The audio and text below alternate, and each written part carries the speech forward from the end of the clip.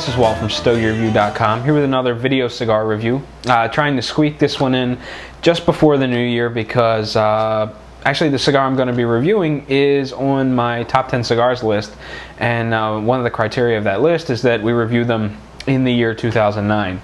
And with time being a little tough to come by, I've been putting the review off and putting it off and putting it off, and then I put my list together. It's on the list, and the review's not done. So we're going to try to squeak this one on in and get it in just in the nick of time so that it can officially be included in the top 10 cigars list. So that does kind of ruin the review for you, because I'm going to find the cigar stellar, and unfortunately, this is not the best sample in the world to be doing the review on. The cigar, I might as well tell you what that is the Epernay by Illusione. And 3 of these cigars were very generously sent to me by Aaron Boyd, who is on Twitter and Facebook, and I think he's even on the Stogie Review fan forums. Excuse me. And this is the last of those samples. I had one more along the way, so this is going to be my 4th. The first 3 I thought were fantastic, and along with the 3 Epernay, Aaron sent me 3 Ashton VSGs and 3 Opus X, all of which were uncellophaned in a bag with a water pillow or humidipack, and I just tossed the entire bag into my cooler. Well, everything in my cooler is a mess right now, and from jostling bags around, I must have had cigars banging against one another, because this one has a little bit of damage. It's not terrible, but it does kind of disappoint me just a little bit. I've got a small crack in the wrapper, which I don't know if you're going to be able to see it. Probably not. I've got a small crack in the wrapper, which is, I don't know, a little more than 1/4 inch long, and then one of the wraps has lifted a little bit, and it pulled away. I, wet it and rolled it back down. So we'll see how the cigar goes. I know I'm really going to enjoy it as long as it smokes, but my concern is I'm going to have smoke billowing out of this tiny little crack, and the cigar's going to start becoming unraveled. So we'll just play it by ear and see how it goes, because this is the only other sample I have. I'm going to be drinking a little Macallan with it. It's New Year's Eve. I can't just smoke a cigar. It's still fairly early. It's a long way until the ball drops. It's not quite, actually it's a little after 4. So let's get this review started. A little bit of information on the the Epernay.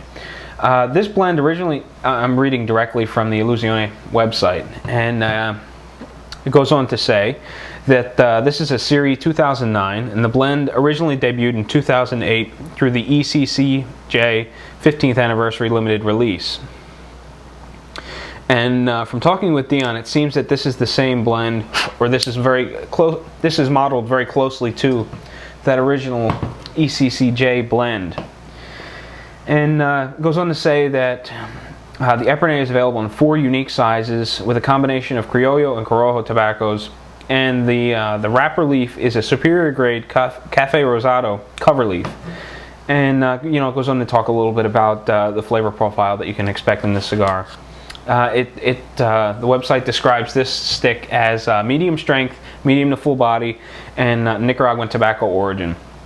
Now, as I said, this is available in 4 sizes. I'm smoking the Le Ferme. There's probably supposed to be like a little French flair to that, but I'm just going to leave it and just chop it up. And it's very close to a Robusto format. It's a 48 by 5 1/4. So, as I mentioned, I've got 2 small cracks that are concerning me a little bit.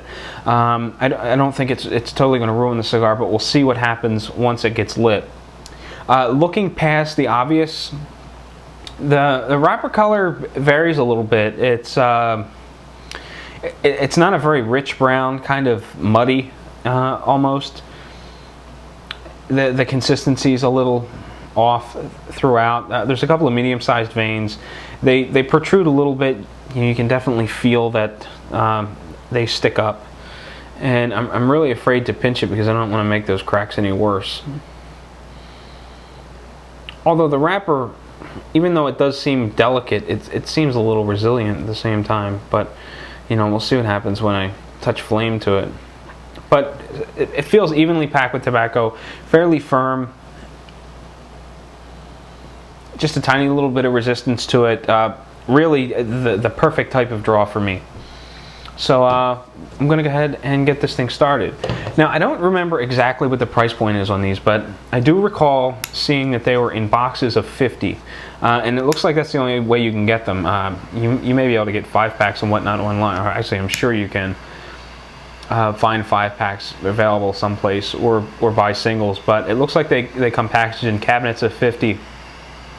And they run around $450 or so, if memory serves me correct. So that's the rundown of the cigar. I pretty much ruined the review for you because I'm just going to rant and rave about how much I like it, and then you know, we'll see how it goes. I've already got a little bit of smoke billowing out of one of the small pinholes that I didn't see. But at any rate, sit tight. I'll be right back. We'll take a look at the first third of my Illusione Epernay, and we'll see how this goes.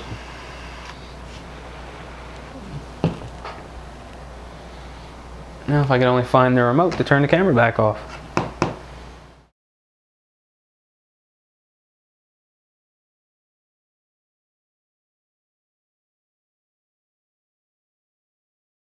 Back, and it's about time to touch base with you on what's left of the first third of my Illusione Epernay. And so far we're doing pretty good. The crack that I was telling you about earlier on has expanded a little bit. There's a little bit of swelling, so there's just a tiny bit of expansion. It's easier to see now, but it would appear that I'm going to smoke right through it without any kind of issue. And you can see it there.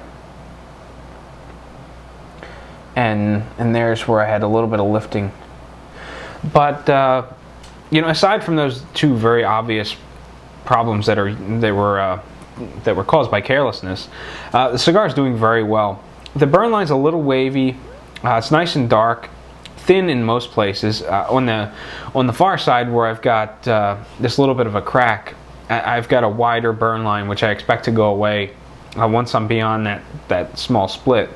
The ash is it has a crumbly appearance, although it stays pretty strong. It holds a nice compacted shape, but you know, just from looking at it, it looks like it would easily crumble, but that really hasn't been the case. The draw is fantastic. I'm getting tons and tons of smoke. It's perfect. I love that type of draw. It's got just a little bit of resistance, loads of smoke, and not only am I getting loads of smoke, but it's nice and dense, easy to get through the sinuses. It has a very thick feel to it. The smoke itself feels nice and thick. As far as, you know, the thick mouth feel in terms of, or in relationship to body, this is about a medium-bodied cigar. There's a little bit of texture left on the walls of my mouth and tongue. The finish is mildly creamy, which is kind of interesting. Excuse me. Because it's kind of interesting when you compare it to the flavor profiles that I'm getting, which again are very interesting. Excuse me. Now, when you take the first draw of the cigar, you get that smoke in your mouth. The first flavor that hits me is sort of almost like a dry, dusty sort of wood flavor. As you expel the smoke, you get some through your sinuses. You get the last little bit of smoke out of your mouth. You get that tiny little bit of residual smoke that just sort of hangs there. That's where the cigar sort of comes alive. I'm getting a bit of a tea flavor across the palate. Through the sinuses, I'm getting a very crisp and clean spiciness. And the spiciness is a little dry. So, you know, you get the creamy mouthfeel across the palate. You get a sort of a drying sensation through the sinuses. It makes for a cigar that's got an interesting leveling, or, you know, it has interesting levels of flavor that seem to be going on. And that's what grabs my attention most, is just this interesting leveling of flavors and body and whatnot. So it makes a cigar seem extraordinarily complex, and just a pleasure to smoke at this point. One of the other things I like about this cigar, which is a little different from a lot of other cigars, is if you notice with other cigars, you light them up, you take the first 2, 3, 4, maybe 5 puffs, and they produce sort of a hodgepodge of flavors. it takes things a couple of puffs to get warmed up before the flavors seem to settle into what the rest of the cigar is going to be. With this one, you know, that first puff was a good primer to what was coming, because it wasn't confusing. It was very straightforward, and it didn't change. You know, the getting, you know, in the very early stages of the cigar, first, second, third puff and whatnot. So there wasn't any real development time needed. The cigar just sort of jumped right in and was ready to go from the first puff. So far, I'm really enjoying the cigar. It's fantastic. I did make a mistake on the pricing though. I just looked them up real quick, and it looks like online they vary between $332.50 to $450 per box. The Le Petit, the 44 by 4.5, is the one that's going to run you $332.50, and the Le Grande, the 46 by 6, is the one that appears to run $450 a box. And again, these are cabinets of 50. So so far, cigar's doing great. Really enjoying it, and still sipping on a little Macallan 12 year. So sit tight. I'll be back in just a second. We'll take a look at the second third of my Illusione Epernay, and we'll see how it goes.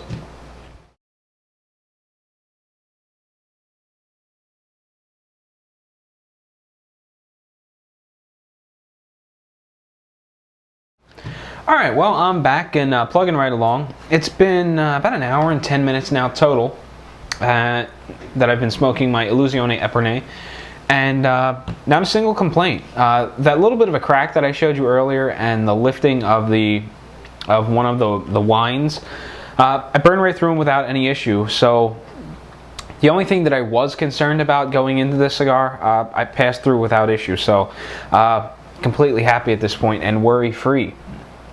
Burn line on the cigar is a little wavy, but it looks pretty good overall. The ash still has a little bit of a crumbly appearance, and if you look down the foot of the cigar, you'll probably see it better in the still photos that I took. You can see a brown spot, which I'm assuming is the Ligero. I've seen that in cigars before, where the Ligero burned a different color than the rest of the leaf, and it stood out as sort of a brown spot. And it appears that I'm getting the same thing with this cigar. As far as the body goes, there's been a slight progression throughout the second third. It actually started a little bit later in the first third. And the medium body picks up slowly but steadily, and it works its way towards medium to full. However, it seems to be a little ways from medium to full just yet. Unlike the body, the finish hasn't gotten any creamier. It's remained sort of a mildly creamy texture on the walls of the mouth and tongue and whatnot. The flavor department is where this cigar is really shining, and I just can't get enough of it.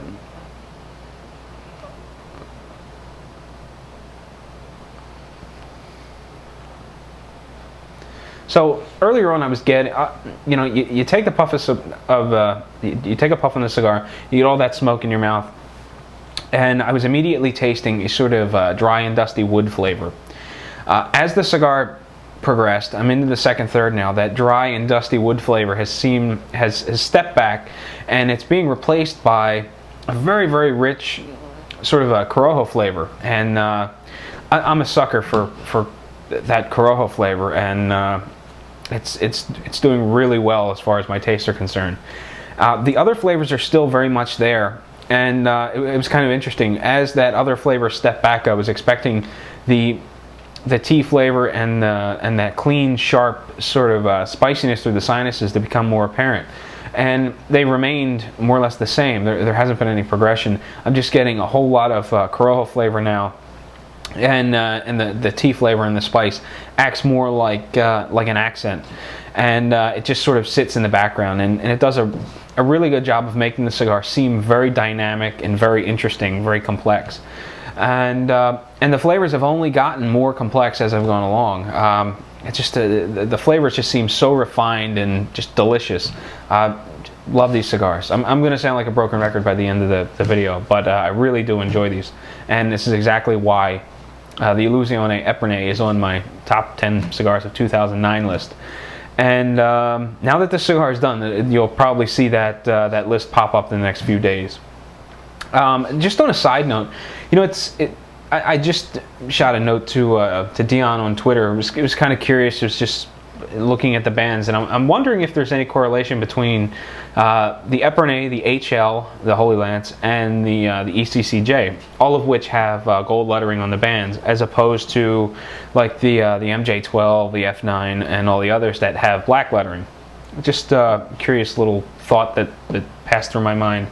And if I do hear back from Dion before the end of the video, I'll be sure to let you know if there is any correlation between those cigars. So anyway, sit tight. I'll be back in just a minute. We'll take a look at the final third. I'll wrap up the cigar and let you be on your way.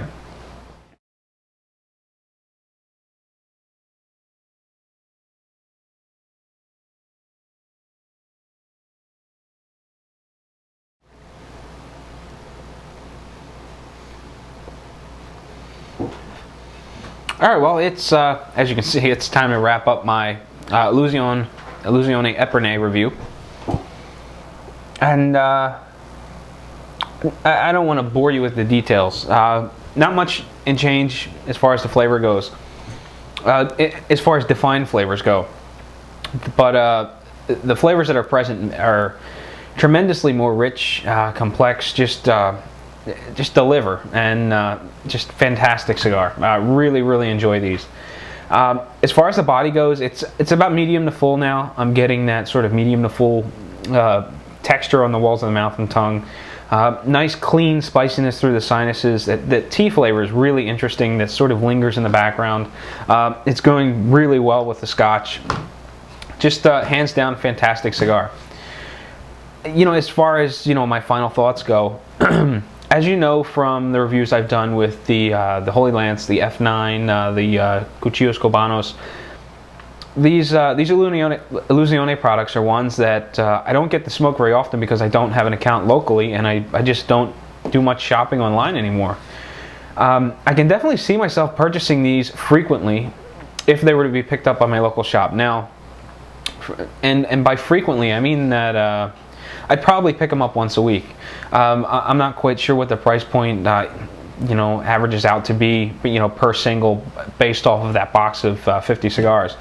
But they're probably right around the $8, $9, $10, $11 range, and that's right around what I'm paying now for the Camacho Diplomas. Practically every week I walk in the cigar shop, I'm picking up one or two Jesus Fuego 777 Corojos, a Camacho Diploma, and just a couple of other random cigars. But I can definitely see this taking the place of that $9 Camacho Diploma, every week when I walk in the cigar shop. I could just see myself walking to the box, picking one of these up, and then going on my way to grab other cigars. I definitely think these are worth the price, whatever that may be, $9, $10, $11, I'm guessing that's what the price point, and if that's correct, I definitely think these are worth the money. I find it very interesting that Dion can make such a variety of flavor, create a variety of blends that offer different flavors in different sizes, with only using Nicaraguan tobacco, and most of his cigars are noted as being Corojo or Criollo based. So I find it very interesting, the range of flavors and whatnot that you get out of his cigars that use a sort of narrow field of tobacco classifications.